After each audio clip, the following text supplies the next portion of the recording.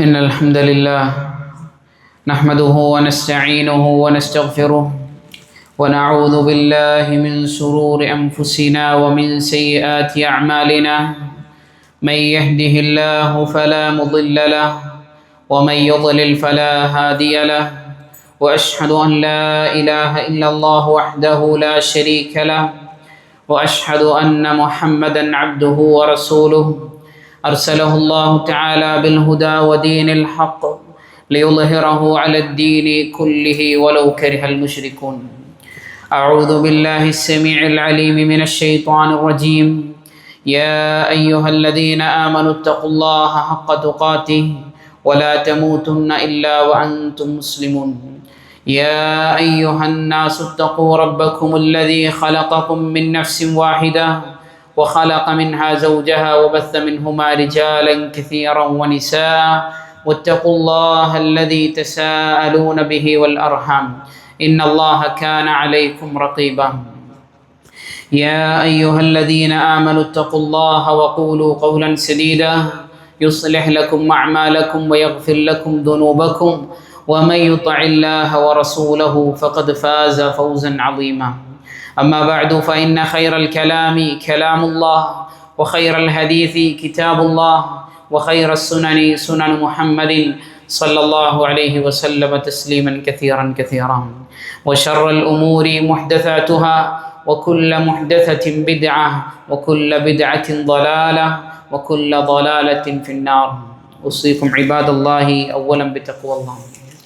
അള്ളാഹു സുബ്ഹാനഹു വ തആലയെ സൂക്ഷിച്ചുകൊണ്ട് ജീവിക്കണമെന്ന് സ്വന്തത്തെ മറക്കാതെ നിങ്ങൾ ഓരോരുത്തരോടും വസിയത്ത് ചെയ്യുകയാണ്, ഗൗരവപൂർവ്വം ഓർമ്മപ്പെടുത്തുകയാണ്. നമ്മുടെ നിത്യജീവിതത്തിൽ ആരെയും ആശ്രയിക്കാതെയും ആരോടും ബന്ധപ്പെടാതെയും ഒക്കെ ജീവിക്കുക എന്നുള്ളത് മനുഷ്യന് ഒരിക്കലും സാധ്യമല്ലാത്ത ഒരു കാര്യമാണ് എന്നുള്ളത് ഒരു വാസ്തവമാണ്. മനുഷ്യൻ എന്ന നിലക്ക് നമ്മുടെ ചുറ്റുപാടിലുമുള്ള പല ആളുകളുമായിക്കൊണ്ടും പല രൂപത്തിൽ നമുക്ക് ബന്ധപ്പെടേണ്ടി വരുന്നതാണ്. അത് നമ്മുടെ മാതാപിതാക്കളായാലും നമ്മുടെ ഇണകളായാലും മക്കളായാലും നമ്മുടെ അയൽപക്ക ബന്ധങ്ങളാണ് എങ്കിലും നമ്മുടെ കൂട്ടുകാർ, നാട്ടുകാർ തുടങ്ങി നമുക്ക് ചുറ്റുമുള്ള പല ആളുകളുമായും പല രൂപത്തിലും നമുക്ക് ബന്ധപ്പെടേണ്ടുന്നതായിട്ട് വരും. അവരോടെല്ലാമുള്ള ബാധ്യതകൾ കൃത്യമായി നമ്മൾ മനസ്സിലാക്കുകയും പഠിക്കുകയും അത് ജീവിതത്തിൽ പ്രാവർത്തികമാക്കുകയും എല്ലാം ചെയ്യേണ്ടതുമുണ്ട്. അതിൻ്റെ ബാധ്യതകളെ സംബന്ധിച്ചെല്ലാം അള്ളാഹു സുബ്ഹാനഹു വ തആലയും റസൂൽ കരീം സല്ലല്ലാഹു അലൈഹി വസല്ലമ തങ്ങളും കൃത്യമായി ഓരോരുത്തർക്ക് നൽകേണ്ടുന്ന ഹക്കുകൾ നമുക്ക് വിവരിച്ച് തന്നിട്ടുണ്ട്, വിശുദ്ധ ഖുർആനിലൂടെയും തിരു ഹദീസുകളിലൂടെയും എല്ലാം. അത്തരത്തിൽ നമ്മൾ ബന്ധം പുലർത്തേണ്ടുന്ന നമുക്ക് ചില ബാധ്യതകളുള്ള ഒരു വിഭാഗമാണ് നമ്മുടെ അയൽപക്ക ബന്ധം എന്ന് പറയുന്നത്. അയൽപക്ക ബന്ധത്തിന് വലിയ വില കൽപ്പിച്ച ഒരു മതമാണ് പരിശുദ്ധമായ ഇസ്ലാം എന്നുള്ളത്. അള്ളാഹു സുബ്ഹാനഹു വ തആല അവനെ ഇബാദത്ത് ചെയ്യണമെന്നും അതുപോലെ തന്നെ മാതാപിതാക്കൾക്ക് നിങ്ങൾ ഇഹ്സാൻ ചെയ്യണമെന്നും ഏറ്റവും നല്ല രൂപത്തിൽ സഹവർത്തിക്കണമെന്നും പറഞ്ഞതിൻ്റെ കൂട്ടത്തിലാണ് അള്ളാഹു സുബ്ഹാനഹു വ തആല അയൽപക്ക ബന്ധത്തെ സംബന്ധിച്ച് പറഞ്ഞു എന്നുള്ളത് തന്നെ അതിൻ്റെ ശ്രേഷ്ഠതയെ വിളിച്ചോടുന്നതായി കൊണ്ട് നമുക്ക് കാണുവാൻ സാധിക്കും. അള്ളാഹു സുബ്ഹാനഹു വ തആല സൂറത്ത് നിസായിലൂടെ പറയുകയാണ്, വഅബ്ദുല്ലാഹ വലാ തുശ്രികൂ ബിഹി ശൈഅ. നിങ്ങൾ അള്ളാഹു സുബ്ഹാനഹു വ തആലയെ ഇബാദത്ത് ചെയ്യണം, അവനിൽ യാതൊന്നിനെയും പങ്കുവെക്കരുത്. വബിൽ വാലിദൈനി ഇഹ്സാന. അതുപോലെ തന്നെ നിങ്ങളുടെ മാതാപിതാക്കളോട് ഏറ്റവും നല്ല രൂപത്തിൽ നിങ്ങൾ സഹവർത്തിക്കുകയും ചെയ്യണം.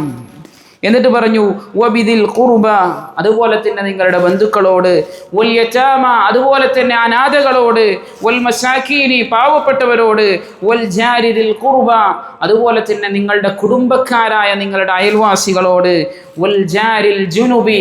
അതുപോലെ തന്നെ കുടുംബക്കാരല്ലാത്ത അന്യരായ നിങ്ങളുടെ അയൽവാസികളോടും ഏറ്റവും നല്ല രൂപത്തിൽ സഹവർത്തിക്കണമെന്ന് വിശുദ്ധ ഖുർആനിലൂടെ അല്ലാഹു സുബ്ഹാനഹു വ തആല തന്നെ പറഞ്ഞതായി കൊണ്ട് കാണുവാൻ സാധിക്കും. പ്രിയപ്പെട്ടവരെ, അയൽപക്ക ബന്ധം എന്ന് പറയുന്നത് വളരെ പ്രാധാന്യമർഹിക്കുന്ന, ഒരുപാട് ഹക്കുകൾ നിറവേറ്റേണ്ടുന്ന ഒരു വിഭാഗമാണ് എന്ന് റസൂലുള്ളാഹി സ്വല്ലല്ലാഹു അലൈഹി വസല്ലമ തങ്ങളുടെ ഹദീസിൽ തന്നെ നമുക്ക് കാണുവാൻ സാധിക്കും. മാ സാല ജിബ്രീലു യൂസീനി ബിൽ ജാരി ഹത്താ വനൻതു അന്നഹു സയുവദ്ദിസുഹു. ജിബ്രീൽ അലൈഹിസ്സലാത്തു വസ്സലാം എനിക്ക് അയൽവാസിയുമായുള്ള ബന്ധത്തെക്കുറിച്ച്, അവരുടെ ഹക്കിനെ കുറിച്ച് എനിക്കിങ്ങനെ വിശദീകരിച്ച് തന്നുകൊണ്ടേയിരുന്നു, എനിക്കിങ്ങനെ പറഞ്ഞു തന്നുകൊണ്ടേയിരുന്നു. ഹത്താ വനൻതു അന്നഹു സയുവദ്ദിസുഹു. ഞാൻ വിചാരിച്ചു പോയി ഒരു അയൽവാസി മറ്റൊരു അയൽവാസിയുടെ അനന്തര സ്വത്തിൽ പോലും അവർ അനന്തരമെടുക്കുമെന്ന് പോലും ഞാൻ വിചാരിച്ചു പോയി എന്ന് റസൂൽ കരീം സല്ലല്ലാഹു അലൈഹി വസല്ലം പറഞ്ഞതായി കൊണ്ട് കാണുവാൻ സാധിക്കും. അതുപോലെ തന്നെ അവരോടുള്ള പെരുമാറ്റം നമ്മുടെ ഈമാനിൻ്റെ ഭാഗമാണ് എന്ന് പോലും, അവരെ ആദരിക്കലും അവരെ ബഹുമാനിക്കലും ഈമാനിൻ്റെ ഭാഗമായി കൊണ്ടുപോലും റസൂൽ കരീം സല്ലല്ലാഹു അലൈഹി വസല്ലം പഠിപ്പിച്ചു. മൻ കാന യുഅ്മിനു ബില്ലാഹി വൽ യൗമിൽ ആഖിർ, ആരാണോ അല്ലാഹുവിലും അന്ത്യദിനത്തിലും വിശ്വസിക്കുന്നത്, ഫൽയുക്രിം ജാറഹു, അവൻ്റെ അയൽവാസിയെ ആദരിച്ചു കൊള്ളട്ടെ എന്നാണ് റസൂലുള്ളാഹി സല്ലല്ലാഹു അലൈഹി വസല്ലം അവിടുത്തെ ഹദീസുകളിലൂടെ നമുക്ക് പഠിപ്പിച്ചിരുന്നത്. പ്രിയപ്പെട്ടവരെ, നമ്മൾ ഓരോരുത്തരും സ്വയം ഒന്ന് വിലയിരുത്തേണ്ടതുണ്ട്. ഞാൻ എൻ്റെ അയൽവാസിക്ക് നൽകേണ്ടുന്ന ഹക്കുകൾ, അവർക്ക് നൽകേണ്ടുന്ന ബാധ്യതകൾ കൃത്യമായി നൽകുന്നവനാണോ? അതല്ല ചെറിയ ചെറിയ പ്രശ്നങ്ങളുണ്ടാക്കി അവരോട് തെറ്റി നിൽക്കുന്നവനാണോ? അവരുടെ വഴിമുടക്കുന്നവനാണോ? കുട്ടികൾ തമ്മിലുണ്ടാകുന്ന പ്രശ്നങ്ങൾ വലിയ പ്രശ്നങ്ങളാക്കി മാറ്റി അവരോട് ബന്ധം വിച്ഛേദിക്കുന്നവനാണോ എന്ന് നമ്മൾ ഓരോരുത്തരും ഗൗരവപൂർവ്വം നമ്മൾ ഓരോരുത്തരും ചിന്തിക്കേണ്ടുന്ന വസ്തുതയാണ്. അയൽപക്ക ബന്ധം എന്ന് പറയുന്നത് ചില്ലറ ബന്ധമല്ല. നമ്മുടെ സ്വർഗ്ഗ നരകങ്ങളെ തീരുമാനിക്കാൻ അതിന് സാധിക്കുമെന്നുള്ളതാണ്. അപ്പോൾ ഒരുപാട് ഹക്കുകൾ അവരോടുണ്ട്, ഒരുപാട് ബാധ്യതകൾ അവരോടുണ്ട് എന്ന് തന്നെയാണ് ഇസ്ലാം നമുക്ക് പഠിപ്പിച്ചു തരുന്നത്. പ്രിയപ്പെട്ടവരെ, ബാധ്യതകളെക്കുറിച്ച് സംസാരിക്കുമ്പോൾ തന്നെയും അവിടെ പാലിക്കേണ്ടുന്ന ചില മര്യാദകൾ, ചില സൂക്ഷ്മതകൾ കൂടി നമ്മൾ ഓരോരുത്തരും മനസ്സിലാക്കേണ്ടതുണ്ട്. നമ്മളുടെ അയൽവാസികൾ ഒരു പക്ഷേ നമുക്ക് മഹറമായിക്കൊള്ളണമെന്നില്ല. മഹറമല്ലാത്തവരാണോ അവിടെ കൃത്യമായ ഒരു മറ നമുക്ക് ഉണ്ടാകേണ്ടതുണ്ട് എന്നാണ്. അയൽവാസികൾ മഹറമല്ല എങ്കിൽ അവർ നമുക്ക് അന്യർ തന്നെയാണ്. അവരുമായി അതിരുവിട്ട ഇടപാടുകൾ, അതിരുവിട്ട സംസാരങ്ങൾ, അതിരുവിട്ട പെരുമാറ്റങ്ങൾ ഒരിക്കലും ഒരു മുസ്ലിമിൻ്റെ ഭാഗത്തു നിന്നും ഉണ്ടാകാൻ പാടില്ല എന്നുള്ളതാണ്. പ്രിയപ്പെട്ടവർ, നമ്മുടെ ചുറ്റുപാടിൽ നിന്നൊക്കെ ഒരുപാട് വൃത്തികെട്ട വാർത്തകളും ഒരുപാട് വൃത്തികെട്ട കഥകളും നമ്മൾ നിത്യേന കേട്ടുകൊണ്ടിരിക്കുന്നുണ്ട്. അത് സോഷ്യൽ മീഡിയകളിലൂടെയാകാം, അതല്ലെങ്കിൽ പത്രമാധ്യമങ്ങളിലൂടെയാകാം, അല്ലെങ്കിൽ നാട്ടിലെ സംസാരങ്ങളിലൂടെയാകാം. ഏത് രൂപത്തിലാണെങ്കിലും നമ്മുടെ അയൽപക്ക ബന്ധങ്ങളിലുണ്ടാകുന്ന വിള്ളലുകൾ, അയൽപക്ക ബന്ധങ്ങളിലുണ്ടാകുന്ന അശ്ലീലതകൾ, വൃത്തികേടുകൾ പലപ്പോഴും നമ്മൾ കേൾക്കുകയും അറിയുകയും ഒക്കെ ചെയ്യുന്നുണ്ട്. എന്തേ അതിന് കാരണമെന്ന് ചോദിച്ചു കഴിഞ്ഞാൽ നമ്മൾ നിശ്ചയിച്ചു വെച്ച ചില അതിർവരമ്പുകൾ, ഇസ്ലാം നിശ്ചയിച്ചു വെച്ച ചില അതിർവരമ്പുകൾ അത് തകർത്ത് മുന്നോട്ട് പോകുമ്പോഴാണ് അത്തരത്തിലുള്ള വൃത്തികേടുകൾക്കും അത്തരത്തിലുള്ള ആഭാസത്തരങ്ങളും നമ്മുടെ ചെവിയിലെത്തുന്നത് എന്ന് നമ്മൾ ഓരോരുത്തരും മനസ്സിലാക്കുന്നത്. അതുപോലെ തന്നെ നമ്മുടെ സ്ത്രീകൾ, നമ്മുടെ പെൺകുട്ടികൾ, അവരുടെ വസ്ത്രധാരണം വളരെ ഗൗരവത്തിൽ ശ്രദ്ധിക്കേണ്ടുന്ന ഒരു മേഖലയാണ്. തൊട്ട അയൽവാസിൻ്റെ വീട്ടിലേക്കല്ലേ, അവൻ നമ്മളെ ഏട്ടൻ തന്നെയല്ലേ, അല്ലെങ്കിൽ നമ്മുടെ അനിയൻ തന്നെയല്ലേ, അതല്ലെങ്കിൽ നമ്മുടെ അറിയുന്ന ആൾ തന്നെയല്ലേ എന്ന രൂപത്തിൽ നമ്മുടെ പെൺകുട്ടികൾക്ക് കൃത്യമായ ഹിജാബില്ലാതെ, കൃത്യമായ വസ്ത്രധാരണത്തിൽ പാലിക്കേണ്ടുന്ന മര്യാദകൾ പാലിക്കാതെ നമ്മൾ അപ്പുറത്തേക്ക് വിടുന്നുണ്ട് എങ്കിൽ പ്രിയപ്പെട്ടവരെ, തീർച്ചയായും അതിനെക്കുറിച്ച് നമ്മൾ ചോദ്യം ചെയ്യപ്പെടുക തന്നെ ചെയ്യും. എത്രയോ വൃത്തികെട്ട കഥകൾ അതുമായി ബന്ധപ്പെട്ടുകൊണ്ട് നമുക്കറിയാം. അതുകൊണ്ട് ഒരിക്കലും പെൺകുട്ടികളുടെ വസ്ത്രധാരണ വിഷയത്തിൽ നമ്മൾ ഒരിക്കലും ഒരു വിട്ടുവീഴ്ച ചെയ്തു കൊടുക്കരുത്.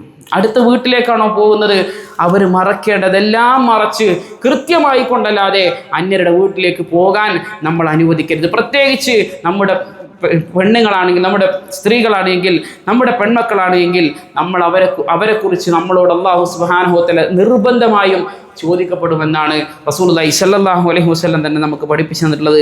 കുല്ലുക്കും റാഇൻ കുല്ലുക്കും മസ്ഊൽ, നിങ്ങൾ ഓരോരുത്തരും ഭരണീയരാണ്, നിങ്ങൾ ഓരോരുത്തരും ചോദ്യം ചെയ്യപ്പെടുന്നവരാണ് എന്ന് റസൂൽ കരീം സ്വല്ലല്ലാഹു അലൈഹി വസല്ലം പഠിപ്പിച്ചതായി കൊണ്ട് കാണാൻ സാധിക്കും. അതുകൊണ്ട് വീട്ടിൽ ഉപ്പാൻ്റെ മുന്നിലിടുന്നത്, അതുപോലെ ഉമ്മാൻ്റെ മുന്നിലിടുന്നത്, വീടിൻ്റെ ഉള്ളിലിടുന്ന വസ്ത്രങ്ങൾ അതൊക്കെ ഇട്ടിട്ട് അന്യരുടെ വീട്ടിൽ പോവുക, അതല്ലെങ്കിൽ അയൽവാസികളുടെ വീട്ടിൽ പോവുക എന്നുള്ളത് ഒരിക്കലും ഒരു മുസ്ലിമിനും അനുവാദമുള്ള കാര്യമല്ല എന്നാണ്. പ്രത്യേകിച്ച് സ്ത്രീകളുടെ വിഷയത്തിൽ ഒരിക്കലും അവരെ ആ രൂപത്തിൽ പുറത്തിറക്കാൻ പാടില്ല. കാരണം എന്തെന്നറിയോ, അവരോടുള്ള തിന്മ, അതായത് ഒരു മനുഷ്യൻ തൻ്റെ അയൽവാസിയോട് തിന്മ ചെയ്യുക എന്നുള്ളത് ഏറ്റവും ഗൗരവപ്പെട്ട കാര്യമാണ്. റസൂൽ കരീം സല്ലല്ലാഹു അലൈഹി വസല്ലം തങ്ങളുടെ ഹദീസിൽ തന്നെ കാണാം, ലഅൻ യസ്നിയ അർറജുലു ബിഅശ്റതി നിസ്വതിൻ ഐസറു അലൈഹി മിൻ അൻ യസ്നിയ ബിംറഅതി ജാരിഹി.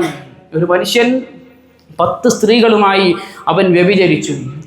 അതുപോലെ തന്നെ മറ്റൊരാൾ ഒരു സ്ത്രീയുമായി വ്യഭിചരിച്ചു, തൻ്റെ അയൽവാസിയായ ഒരു സ്ത്രീയുമായി വ്യഭിചരിച്ചു. ഏതാണ് കഠിനമായിട്ടുള്ളത്? ഏറ്റവും കഠിനമായിട്ടുള്ളത് എന്ന് പറഞ്ഞാൽ തൻ്റെ അയൽവാസിയുടെ ഭാര്യയുമായി അല്ലെങ്കിൽ തൻ്റെ അയൽപക്കത്തുള്ള സ്ത്രീയുമായി വ്യഭിചരിക്കുന്നതാണ് ഏറ്റവും കഠിനമെന്ന് റസൂൽ കരീം സല്ലല്ലാഹു അലൈഹി വസല്ലം അവിടുത്തെ ഹദീസിലൂടെ പഠിപ്പിക്കുന്നു. അയൽവാസിയോട് തിന്മ ചെയ്യുക എന്നുള്ളത് വളരെ ഗൗരവമുള്ള വിഷയമാണ്. മറ്റുള്ളവരോട് തിന്മ ചെയ്യുന്നത് പോലെയല്ല. ആ ഹദീസിന്റെ വീണ്ടും അല്ലാഹുവിന്റെ റസൂൽ സല്ലല്ലാഹു അലൈഹി വസല്ലം പറഞ്ഞു, ലയൻ യസ്രിഖ അർറജുലു മിൻ അശ്റതി അബിയാത്തിൻ ഐസറു അലൈഹി മിൻ അൻ യസ്രിഖ മിൻ ജാരിഹി. തൻ്റെ അയൽവാസിയുടെ വീട്ടിൽ നിന്ന് കക്കുന്നതാണ് മറ്റ് 10 വീടുകളിൽ നിന്ന് കക്കുന്നതിനേക്കാൾ ഗൗരവമേറിയത്. അപ്പോൾ അവരോടുള്ള തിന്മ, അവരോട് മോശം കാണിക്കുക എന്നുള്ളത്, അവരെ ബുദ്ധിമുട്ടാക്കുക എന്നുള്ളത് മറ്റുള്ളവരോട് ബുദ്ധിമുട്ടാക്കുന്നത് പോലെ, മറ്റുള്ളവരോട് തിന്മ പ്രവർത്തിക്കുന്നത് പോലെയല്ല, മറിച്ച് അതിലേറെ ഗൗരവമുള്ളതാണ് എന്നാണ് റസൂലുള്ളാഹി സ്വല്ലല്ലാഹു അലൈഹി വസല്ലം ഈ ഹദീസുകളിലൂടെ ഒക്കെ നമുക്ക് പഠിപ്പിച്ചിരുന്നതായി കൊണ്ട് കാണുവാൻ സാധിക്കുന്നത്. അതുപോലെ തന്നെ ഒരാളുടെ വ്യക്തിത്വം അടയാളപ്പെടുത്തുന്നതിൽ അയൽപക്ക ബന്ധത്തിലെ മര്യാദ വളരെ പ്രധാനമാണ്. റസൂലുള്ളാഹി സ്വല്ലല്ലാഹു അലൈഹി വസല്ലം തങ്ങളുടെ അടുക്കലേക്ക് ഒരു വ്യക്തി വന്നുകൊണ്ട് പറഞ്ഞു, യാ റസൂലല്ലാഹ് ദുല്ലനി അലാ അമലിൻ ഇദാ അമിൽതു ബിഹി ദഖൽതുൽ ജന്ന. റസൂലേ, സല്ലല്ലാഹു അലൈഹി വസല്ലം ഒരു അമൽ എനിക്ക് പഠിപ്പിച്ചു തരണം, ഞാനത് ചെയ്തു കഴിഞ്ഞാൽ നാളെ സ്വർഗ്ഗത്തിലേക്ക് പ്രവേശിക്കണം, അങ്ങനെയുള്ള ഒരു അമൽ പഠിപ്പിച്ചു തരണം എന്ന് പറഞ്ഞപ്പോൾ റസൂലുള്ളാഹി സ്വല്ലല്ലാഹു അലൈഹി വസല്ലം പറഞ്ഞു, കുൻ മുഹ്സിനൻ, നീ ഏറ്റവും നല്ലവനാകുക. അപ്പോൾ അദ്ദേഹം തിരിച്ചു ചോദിച്ചു, കൈഫ അഅലമു അന്നി മുഹ്സിൻ, ഞാനൊരു മുഹ്സിനാണെന്ന് ഞാൻ എങ്ങനെയാണ് മനസ്സിലാക്കുക? റസൂലുള്ളാഹി സ്വല്ലല്ലാഹു അലൈഹി വസല്ലം പറഞ്ഞു, സൽ ജീറാനക ഫഇൻ ഖാലു ഇന്നക മുഹ്സിനുൻ ഫഅൻത മുഹ്സിനുൻ. നീ നിന്റെ അയൽവാസിയോട് ചോദിച്ചു കൊള്ളുക, അവൻ നിന്നെപ്പറ്റി നീ നല്ലവനാണെന്നാണോ പറയുന്നത്, എങ്കിൽ നീ നല്ലവനാണ്. വഇൻ ഖാലു ഇന്നക മുസീ ഫഅൻത മുസീഉൻ. നിന്റെ അയൽവാസി നിന്നെപ്പറ്റി പറയുന്നത് നീ ഒരു മോശപ്പെട്ടവനാണ് എന്നാണോ നിന്നെപ്പറ്റി പറയുന്നത്, എങ്കിൽ നീ ഒരു മോശപ്പെട്ടവൻ തന്നെയാണ് എന്നും റസൂൽ കരീം സല്ലല്ലാഹു അലൈഹി വസല്ലം അവിടെ പഠിപ്പിച്ചു കൊടുക്കുകയാണ്. അതുപോലെ തന്നെ സന്തോഷവേളകളിൽ നമ്മുടെ അയൽവാസിക്കും കൂടെ നമ്മൾ എന്ത് ചെയ്യണം, അവരെയും കൂടെ പരിഗണിക്കേണ്ടതുണ്ട്. നമ്മളൊരു നല്ല ഭക്ഷണം വെക്കുകയാണെങ്കിൽ, അല്ലെങ്കിൽ നല്ല എന്തെങ്കിലും ഒരു വിരുന്ന് വെക്കുകയാണെങ്കിൽ നമ്മുടെ അയൽവാസികളെയും കൂടെ പരിഗണിച്ചുകൊണ്ടായിരിക്കണം നമ്മുടെ ആ സന്തോഷ നിമിഷം നമ്മൾ കഴിച്ചു കൂട്ടേണ്ടത് എന്താണ്. റസൂലുള്ളാഹി സ്വല്ലല്ലാഹു അലൈഹി വസല്ലം അബൂ ദർ റളിയല്ലാഹു തആല അൻഹുവിനോട് പറഞ്ഞു, യാ അബാ ദർ ഇദാ തബഖ്ത മറഖതൻ ഫഅക്സിർ മാഅഹ വതആഹദ് ജീറാനക. നീ ഒരു നല്ല കറി ഉണ്ടാക്കുകയാണെങ്കിൽ അതിൽ വെള്ളം നീ അധികരിപ്പിക്കണം, അതോടൊപ്പം തന്നെ നീ നിന്റെ അയൽവാസിയെയും കൂടി പരിഗണിക്കണം, അവന് കൂടെ നൽകണമെന്നാണ് റസൂൽ കരീം സല്ലല്ലാഹു അലൈഹി വസല്ലം തന്നെ പറഞ്ഞതായിക്കൊണ്ട് കാണുവാൻ സാധിക്കുന്നത്. ഭൂഖണ്ഡങ്ങൾക്കപ്പുറത്തുള്ള പ്രശ്നങ്ങളെക്കുറിച്ച്, അവിടുത്തെ മനുഷ്യരുടെ പ്രയാസങ്ങളെക്കുറിച്ച്, പ്രതിസന്ധികളെക്കുറിച്ച് വാചാലമായി സംസാരിക്കുന്നവർ പോലും തൻ്റെ അയൽവാസിക്ക് എന്തെങ്കിലും പ്രയാസമുണ്ടോ, അവർക്ക് എന്തെങ്കിലും ബുദ്ധിമുട്ടുണ്ടോ എന്നുള്ള കാര്യത്തിൽ അജ്ഞരാണ് എന്നുള്ള, അറിവില്ലാത്തവരാണ് എന്ന്. പലപ്പോഴും പല ആളുകൾക്കും പല രാജ്യത്ത് നടക്കുന്ന പ്രശ്നങ്ങളെക്കുറിച്ചും ഒക്കെ അറിയാത്ത, പക്ഷേ തൻ്റെ സ്വന്തം അയൽവാസിക്ക് എന്തെങ്കിലും പ്രശ്നങ്ങളുണ്ടോ, പ്രയാസങ്ങളുണ്ടോ, അവനെന്തെങ്കിലും പ്രതിസന്ധിയിലൂടെയാണോ പോകുന്നത്, അവനുമായുള്ള ബന്ധമൊന്നും അവർക്കുണ്ടാവുകയില്ല എന്നുള്ളതാണ്. പ്രിയപ്പെട്ടവരെ, അങ്ങനെയാകരുത്. ഒരു മുഅ്മിൻ അവരോട് എപ്പോഴും ഇടപഴകുന്നവരും സലാം പറയുന്നവരും വിശേഷങ്ങൾ അന്വേഷിക്കുന്നവരും ആ രൂപത്തിലായിരിക്കണം അവനൊക്കെ കഴിഞ്ഞു പോകേണ്ടത് എന്നുള്ളതാണ്. അതുപോലെ തന്നെ മറ്റൊരു ഹദീസിൽ റസൂലുള്ളാഹി സ്വല്ലല്ലാഹു അലൈഹി വസല്ലം പറഞ്ഞു, ലൈസ ബിമുഅ്മിനിൻ മൻ ബാത ശബ്ആനു വജാറുഹു ഇലാ ജംബിഹി ജാഇഉൻ വഹുവ യഅലമു. തൻ്റെ അയൽവാസി പട്ടിണി കിടക്കുന്നവനാണ് എന്ന് അറിഞ്ഞിട്ടും തൻ്റെ വയറ് നിറയെ ഭക്ഷണം കഴിച്ച് രാത്രി കടന്നുറങ്ങുന്നവൻ അവൻ മുഅ്മിനല്ല എന്ന് പോലും റസൂലുള്ളാഹി സ്വല്ലല്ലാഹു അലൈഹി വസല്ലം പറഞ്ഞു വെച്ചതായിക്കൊണ്ടൊക്കെ നമുക്ക് കാണുവാൻ സാധിക്കും. അതുപോലെ തന്നെ അയൽപക്ക ബന്ധം സംസാരിക്കുന്ന സന്ദർഭത്തിൽ സ്ത്രീകൾ വളരെയധികം ഗൗരവത്തോടുകൂടി കാണേണ്ടുന്ന ചില കാര്യങ്ങളുണ്ട്. ഒരിക്കൽ റസൂൽ കരീം സല്ലല്ലാഹു അലൈഹി വസല്ലം തങ്ങളുടെ അടുക്കൽ 2 സ്ത്രീകളെ സംബന്ധിച്ച് പറയപ്പെട്ടു. എന്താണ്? യുദ്കറു മിൻ കസറത്തി സ്വലാത്തിഹാ വസിയാമിഹാ വസദഖത്തിഹാ ഗൈറ അന്നഹാ തുഅദി ജീറാനഹാ ബിലിസാനിഹാ. ഒരു സ്ത്രീ അവൾ ഒരുപാട് നിസ്കരിക്കും, ഒരുപാട് സ്വദഖകൾ കൊടുക്കും, അതുപോലെ തന്നെ ഒരുപാട് നോമ്പുകൾ എടുക്കും, അങ്ങനെയുള്ളൊരു സ്ത്രീ. പക്ഷേ അവളുടെ അയൽവാസിയെ നാവ് കൊണ്ട് ഉപദ്രവിക്കുന്ന പറഞ്ഞത്, ചില കുറ്റങ്ങൾ പറഞ്ഞു നടക്കും, അല്ലെങ്കിൽ വേറെ എന്തെങ്കിലുമൊക്കെ ഈബത്തുകൾ പറഞ്ഞു നടക്കും, ആ രൂപത്തിൽ നാവ് കൊണ്ട് അവരെ ഉപദ്രവിക്കുന്നുണ്ട്.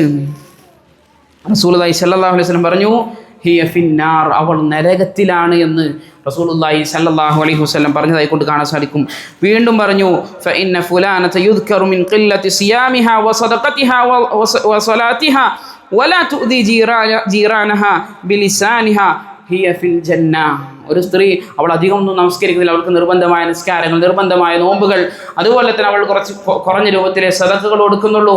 പക്ഷേ എന്നിരുന്നാലും അവളുടെ അയൽവാസിയെ അവൾ ഉപദ്രവിക്കുന്നില്ല എന്ന് റസൂലുള്ളാഹി സ്വല്ലല്ലാഹു അലൈഹി വസല്ലം പറഞ്ഞു. ഹിയ ഫിൽ ജന്ന, ആ സ്ത്രീ സ്വർഗത്തിലാണ് എന്നും റസൂൽ കരീം സ്വല്ലല്ലാഹു അലൈഹി വസല്ലം പറഞ്ഞതായി കൊണ്ട് കാണുവാൻ സാധിക്കും. അപ്പോൾ ഇതൊക്കെ പറഞ്ഞത് എന്തിനാണെന്ന് വെച്ച് കഴിഞ്ഞാൽ നമ്മുടെ അയൽപക്ക ബന്ധം വളരെ കൃത്യമായി അവരോടുള്ള ബാധ്യതകൾ നിറവേറ്റാൻ ബാധ്യസ്ഥരാണ് നമ്മൾ ഓരോരുത്തരും. അതിൽ വീഴ്ച വരുത്തിയിട്ടുണ്ടെങ്കിൽ, അവരെ ഉപദ്രവിച്ചിട്ടുണ്ട് എങ്കിൽ, അവരുടെ വഴിമുടക്കിയിട്ടുണ്ട് എങ്കിൽ, അവർക്ക് എന്തെങ്കിലും തരത്തിലുള്ള പ്രയാസങ്ങൾ നമ്മൾ മുഖാന്തരം സൃഷ്ടിക്കപ്പെട്ടിട്ടുണ്ട് എങ്കിൽ കാര്യമായി അവരോട് മാപ്പ് പറഞ്ഞുകൊണ്ട് അത് പുറത്ത് നല്ല രൂപത്തിൽ ഇനി അങ്ങോട്ട് അവരുടെ ബന്ധം ശരിയാക്കി ജീവിക്കണം എന്നാണ് ഈ ഒരു ഖുതുബയിലൂടെ സൂചിപ്പിക്കാൻ ഉദ്ദേശിക്കുന്നത്. അല്ലാഹു സുബ്ഹാനഹു വ തആല കാര്യങ്ങൾ കൃത്യമായി മനസ്സിലാക്കാനും അതനുസരിച്ച് ജീവിതത്തിൽ പ്രാവർത്തികമാക്കാനും എല്ലാമുള്ള തൗഫീഖ് നമുക്ക് ഏവർക്കും നൽകി അനുഗ്രഹിക്കുമാറാകട്ടെ.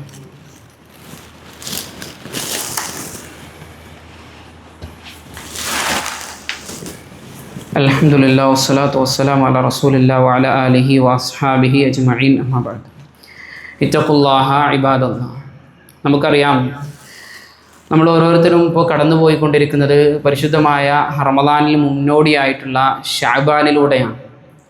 ഇന്ന് ശഅബാൻ 14 നാളെ ശഅബാൻ 15 ചില ആളുകൾ, പലപ്പോഴും പല ആളുകളും ചോദിക്കുന്ന ഒരു സംശയമാണ്, ഒരു ഹദീസിൽ റസൂലുള്ളാഹി സ്വല്ലല്ലാഹു അലൈഹി വസല്ലം ശഅബാൻ മുഴുവനായും നോമ്പ് നോറ്റും, അതല്ലെങ്കിൽ ശഅബാനിൽ ഏതാനും ചില ദിവസങ്ങൾ മാത്രം ഒഴിച്ചു നിർത്തി റസൂലുള്ളാഹി സ്വല്ലല്ലാഹു അലൈഹി വസല്ലം മുഴുവൻ നോമ്പ് നോറ്റു എന്നൊക്കെ കാണുന്നുണ്ട്. പക്ഷേ അതേ റസൂലുള്ളാഹി സ്വല്ലല്ലാഹു അലൈഹി വസല്ലമ തങ്ങൾ തന്നെ പറഞ്ഞു, ഇദാ ഇൻതസഫ ശഅബാനു ഫലാ തസൂമു. ശഅബാൻ എങ്ങാനും പകുതിയായി കഴിഞ്ഞാൽ പിന്നീട് നിങ്ങൾ നോമ്പ് നോൽക്കരുത് എന്ന് റസൂൽ കരീം സല്ലല്ലാഹു അലൈഹി വസല്ലം പറഞ്ഞതായി കൊണ്ട് കാണുവാൻ സാധിക്കുന്നുണ്ടല്ലോ. അപ്പോൾ ഇതെങ്ങനെയാണ് രണ്ടും തമ്മിൽ നമ്മൾ ജംഅ് ചെയ്തുകൊണ്ട് ഒരുമിപ്പിച്ചുകൊണ്ട് മനസ്സിലാക്കേണ്ടത്? ഒന്നാമത്തെ കാര്യം, ഈ ഹദീസിൻ്റെ സിഹത്ത്, അത് സ്വീകാര്യമാണോ സ്വീകാര്യമല്ലേ എന്നുള്ള വിഷയത്തിൽ പണ്ഡിതന്മാർക്കിടയിൽ ഒരു അഭിപ്രായ വ്യത്യാസമുണ്ട്. ഇത് സ്വഹീഹാണെന്ന് പറഞ്ഞ പണ്ഡിതന്മാരിൽപ്പെട്ടവരാണ് ഇമാം തിർമിദി റഹ്മത്തുള്ളാഹി അലൈഹി, ഇബ്നു ഹിബ്ബാൻ റഹ്മത്തുള്ളാഹി അലൈഹി, ഹാക്കിം, അതുപോലെ തന്നെ തഹാവി, ഇബ്നു അബ്ദുൽ ബർ റഹ്മഹുല്ലാ അജ്മഈൻ. ഇവരൊക്കെ ഇത് സ്വഹീഹാണ്, സ്വീകാര്യയോഗ്യമാണ് എന്ന് പറഞ്ഞ ഹദീസാണ്. എന്നാൽ മറ്റു ചില പണ്ഡിതന്മാർ, ഇബ്നു മഹ്ദിയെ പോലെ, ഇമാം അഹ്മദിനെ പോലെ, അബൂ സറഅ റഹ്മഹുല്ലാ, ഇങ്ങനെയുള്ള പണ്ഡിതന്മാർ ഈ ഹദീസ് സ്വീകാര്യമല്ല എന്നും പറഞ്ഞ പണ്ഡിതന്മാരാണ്. ഇനി ഇത് സ്വീകാര്യമാണ് എങ്കിലും ഇത് സ്വീകരിക്കാൻ പറ്റുന്ന ഹദീസാണ് എന്ന് പറഞ്ഞവർ തന്നെയും ഈ രണ്ട് ഹദീസിലും വൈരുദ്ധ്യമില്ല എന്നാണ് പറഞ്ഞിട്ടുള്ളത്. കാരണം ഇദാ ഇൻതസഫ ശഅബാനു ഫലാ തസൂമു, നിങ്ങൾ ശഅബാൻ പകുതിയായി കഴിഞ്ഞാൽ പിന്നീട് നിങ്ങൾ നോമ്പ് നോൽക്കരുത് എന്ന് പറഞ്ഞു കഴിഞ്ഞാൽ നോമ്പ് നോറ്റ് തുടങ്ങരുത് എന്നാണ്. ശഅബാൻ 15 വരെ ഒരാൾ ചെയ്തിട്ടില്ല, നോമ്പ് നോറ്റിട്ടേ ഇല്ല. പക്ഷേ ഇനി അയാൾ ഉദ്ദേശിക്കുകയാണ്, നോമ്പ് നോൽക്കാൻ വേണ്ടി ഉദ്ദേശിക്കുകയാണെങ്കിൽ അവിടെ അയാൾ ഇനി നോമ്പ് നോൽക്കാൻ പാടില്ല എന്നാണ്. ഇനി അയാൾ എന്ത് ചെയ്യാൻ പാടില്ല? നോമ്പ് നോൽക്കാൻ പാടില്ല, ഇനി റമദാനിക്കേ ഉള്ളൂ. എന്നാൽ ശഅബാനിൻ്റെ ആദ്യ പകുതിയിൽ അയാൾ നോമ്പ് നോറ്റിട്ടുണ്ട്, കഴിയുന്ന രൂപത്തിലൊക്കെ 1, 2, 3 നോമ്പൊക്കെ അയാൾ നോറ്റിട്ടുണ്ട് എങ്കിൽ അയാൾക്ക് ഇത് എന്ത് ചെയ്യാം? തുടർത്തി കൊണ്ടുപോകുന്നതിന് യാതൊരു ബുദ്ധിമുട്ടും ഇല്ല എന്നുള്ളതാണ്. അതുപോലെ തന്നെ നാളെ ശഅബാൻ 15, ഇന്ന് മഗ്രിബോടുകൂടി ശഅബാൻ 15 നമ്മൾ കടക്കുകയാണ്. പലപ്പോഴും നമ്മുടെ നാടുകളിലൊക്കെ, കഴിഞ്ഞൊരു ഖുതുബയിലൊക്കെ നമ്മൾ സൂചിപ്പിച്ചതാണ്, നമ്മുടെ നാടുകളിലൊക്കെ പ്രത്യേകമായി അതിൻ്റെ രാത്രി നമസ്കാരങ്ങൾ, അല്ലെങ്കിൽ പകലിലുള്ള നോമ്പ്, ഇതൊക്കെ നമ്മൾ കാണാൻ സാധിക്കും. യഥാർത്ഥത്തിൽ ബറാഅത്ത് നോമ്പ് എന്ന് പറഞ്ഞുകൊണ്ട് അന്നേരം രാവിലെ ദിവസത്തിൽ വൈകുന്നേര സമയത്ത് അവരെന്ത് ചെയ്യും? പ്രത്യേകമായി 3-4 യാസീൻ ഓതുക, അത് ഓരോന്നിനും ഓരോ നിയ്യത്ത് വെക്കുക. ഈ രൂപത്തിലുള്ള ഒരുപാട് അമലുകൾ നമ്മുടെ നാടുകളിലുണ്ട്. നമ്മളിതിന് മനസ്സിലാക്കേണ്ടുന്ന കാര്യം, റസൂൽ കരീം സല്ലല്ലാഹു അലൈഹി വസല്ലമ തങ്ങളോ അവിടുത്തെ സഹാബാക്കളോ അവർക്കൊന്നും പരിചയമില്ലാത്ത ഒരു അമലാണ് നാളെ അവരെല്ലാം ചെയ്യുന്ന നോമ്പാവട്ടെ, അതുപോലെ തന്നെ രാത്രിയിലുള്ള നിസ്കാരമായിക്കൊള്ളട്ടെ, അതുപോലെ തന്നെ അവർ അസറിൻ്റെയും മഗ്രിബിൻ്റെയും ഇടയിൽ ഓതുന്ന യാസീനുകളായിക്കൊള്ളട്ടെ, ഇതെല്ലാം റസൂൽ കരീം സല്ലല്ലാഹു അലൈഹി വസല്ലം ചെയ്തതോ അവിടുത്തെ സഹാബാക്കൾ റളിയല്ലാഹു അൻഹുവിന് പരിചയമുള്ളതോ അല്ല എന്ന് നമ്മൾ മനസ്സിലാക്കുക. അതോടൊപ്പം തന്നെ അതിൽ നിന്നും പരിപൂർണമായി വിട്ടുനിൽക്കാനും നമ്മൾ പരിശ്രമിക്കുക. അല്ലാഹു സുബ്ഹാനഹു വ തആല കാര്യങ്ങൾ കൃത്യമായി മനസ്സിലാക്കാനും അതനുസരിച്ച് ജീവിതത്തിൽ പ്രാവർത്തികമാക്കാനും എല്ലാമുള്ള തൗഫീഖ് നമുക്ക് ഏവർക്കും നൽകി അനുഗ്രഹിക്കുമാറാകട്ടെ. ربنا تقبل منا إنك أنت السميع العليم وتب علينا إنك أنت التواب الرحيم آمين برحمتك يا أرحم الراحمين.